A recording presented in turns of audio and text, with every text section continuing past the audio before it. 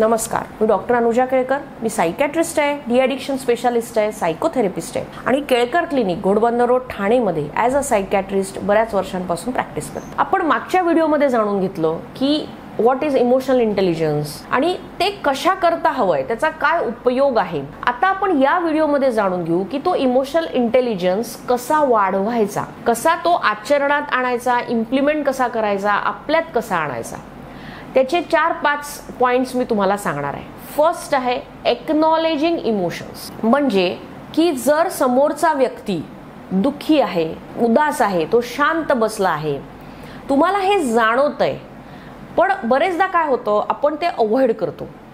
आपण त्याच्याजवळ जात नाही, बोलत नाही, त्याला तसंच बसू देतो. पण त्याच्यापेक्षा त्या उलट जर आपण गेलो, त्याच्या पाठीवरनं हात फिरवला, त्याला विचारलं की काय प्रॉब्लेम आहे, तुला काही त्रास होतोय का, काही प्रॉब्लेम चालले आहेत का आयुष्यात, आणि जर त्यांनी ते तुम्हाला शांतपणे सांगितले तर ते त्याच्याशी तुम्ही त्याला सजेशन्स देऊ शकता. त्याला पण बरं वाटेल बोलल्यावर आणि त्याच्याही आयुष्यात तो डिफरन्स येईल आणि तुम्हालाही त्याच्या आयुष्यात बदल घडवल्यामुळे तुम्हाला बरं वाटेल. So acknowledging emotions of others हे आपल्याला शिकावं लागेल, आपल्याला हे करावं लागेल.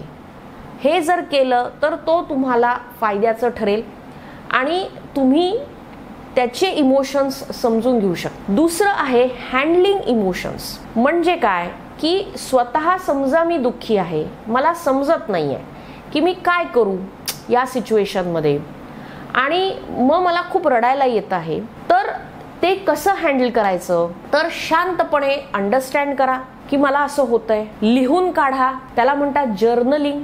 कोणाशी तरी बोला त्याच्याबद्दल, म्हणजे तुम्हाला त्याच्यातनं काही सोल्युशन्स मिळतील. किंवा ते इमोशन्स आपण शांतपणे ब्रीदिंग टेक्निक्सनी, ती एन्झायटी ब्रीदिंग टेक्निक्सनी, योगानी सेटल करू शकतो. तर this is handling emotions. Third, accepting emotions. Accept आणि रेग्युलेट. आता एक्सेप्ट म्हणजे काय की जर मला राग येतो आहे, आत्ता मला रडू पण येत आहे, पण ॲक्च्युली मला काय होत आहे हे एक्सेप्ट करा की मला राग येतो आहे की रडू येत आहे, रागामुळे रडू येत आहे का, त्या इमोशनच्या मुळापर्यंत जा. म्हणजे to go to the core of the emotion आणि ते एक्सेप्ट करा की ठीक आहे मला राग येतो आहे. This is third. Fourth, to reflect your emotion.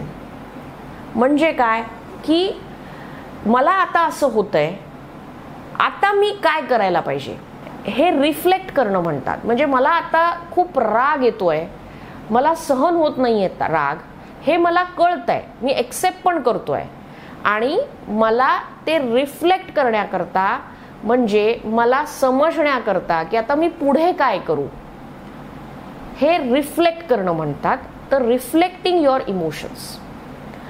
आणि त्याच्यामध्ये असं आहे की तुम्ही डिफरन्शिएट करणं इमोशन्सला गरजेचं आहे.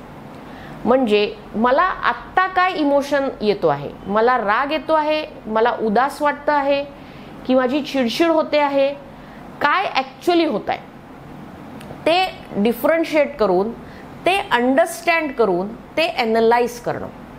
आता हे जे पण मी सांगते आहे की इमोशनल इंटेलिजन्स यांनी तुमचा वाढेल किंवा इम्प्रूव्ह होईल, हे सगळे पॉइंट्स तुम्हाला रोज प्रॅक्टिस करावे लागतील.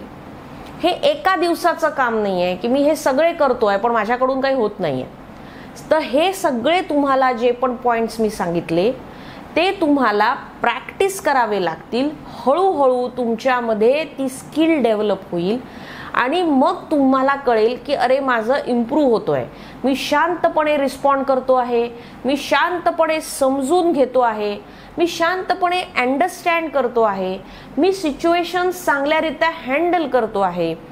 आणि तुम्हाला हे लोकांकडूनच समजेल, लोकच त्याची तुम्हाला पावती देतील की अरे तू तर फार चांगल्यारीत्या सिच्युएशन हँडल केलीस, किंवा तू चांगल्यारीत्या अंडरस्टँड केलंस, किंवा थँक्यू तू माझ्याबरोबर बसलास आणि मला समजून घेतलंस.